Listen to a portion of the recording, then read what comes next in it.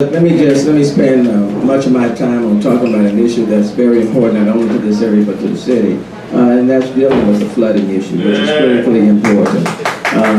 With what happened 2 weeks ago, I think it points out the significance. But let me also say, all of us as mayoral candidates, I know it's an important issue.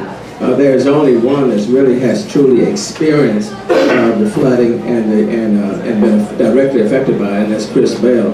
And so I certainly want to extend my best to Chris and his family because he's living in it.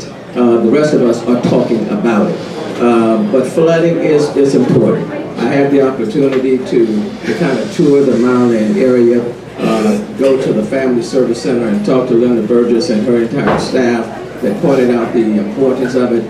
Then went down and went over to the UOS, to the synagogue, talked with the rabbi, even walked over to his home, because people are facing this in real time.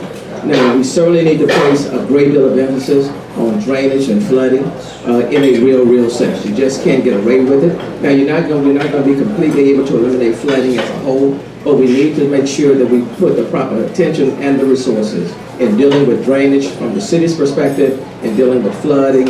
I know the Bryce Bayou projects have been delayed till 2021. We need to utilize all of our resources and working with the city, working with the feds to try to speed that up.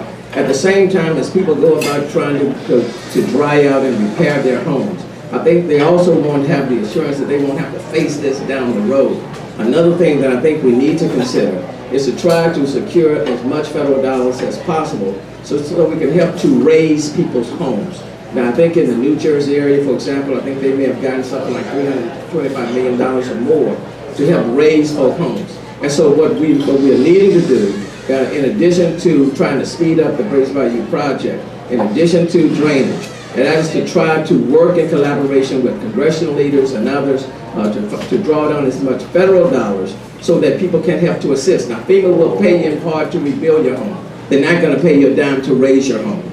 But if we can draw down federal dollars, then I think that will give people the added satisfaction that they can rebuild in their community, they can stay in their community, and we can reduce the possibility of them flooding in the future. That's going to require collaboration on all levels. I'm certainly talking with the governor's office, on the appropriation end, I'm vice chair of appropriation, talking with our congressional leaders to see if we can do that in real time.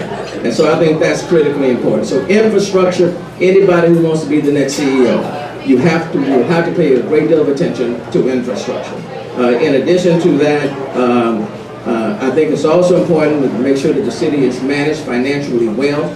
2016, 17, and 18 will be some tough, challenging years financially. The debt service will spike in 2018. Of my 26 years in the legislature, 21 of my 26 years have been spent on the Appropriations Committee. I am vice chair of the Appropriations Committee, been vice chair since 2011. Quite frankly, I've been the only Democrat since 2003 that has served on the conference committee managing the state's budget. In 2003, when we faced a $10 billion shortfall, I was at the table. In 2011, when we faced a $27 billion shortfall, I was at the table. So financial management is critically important. Public safety is critically important. Right now, we have fewer police officers than we had 10 years ago. And quite frankly, 1,900 of our approximately 5,200 police officers can retire right now. They can just walk, they say, hey, done, and get their retirement. 1,400 of about 4,000 firefighters can retire right now.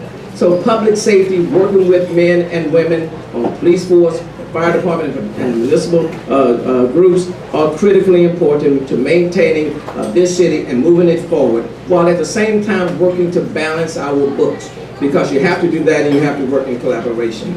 And then something that we don't talk about as much, but we need to talk about even more, and that's income inequality within this city.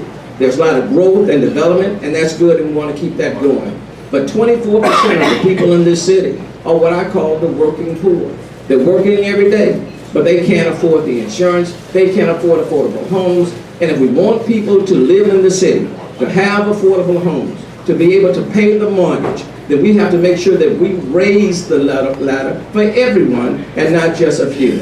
I am a lifelong Houstonian. I've been blessed by being in the city of Houston. The city has been good to me. This is the last political office I shall see.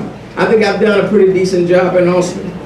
I'm hoping after I fill out this application and go through these extensive interviews, I hope at the end of the day that you will decide to choose me and hire me as your next mayor. I'm Sylvester Turner, and I'm asking for the right to serve. Thank you.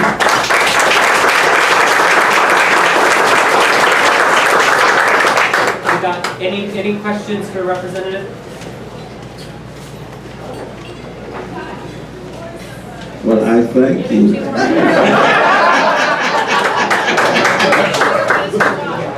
Well, let me just say this if there's no more questions. Look at my record of, yes ma'am. Arts, how do you feel about the art scene? Oh, I'm so glad you asked that question. I'm a big proponent of the arts. In this legislative session, number one, we have 5 local art districts in this city. They have not been funded at all, 5. In this budget, there's $10 million that I was able to set aside for our local arts districts. There's money in this budget for some of our parks to join with the city of Houston in what they are doing. When you look at the arts, we have the Miller Outdoor Theater, which is the #1 professionally outdoor theater in the country.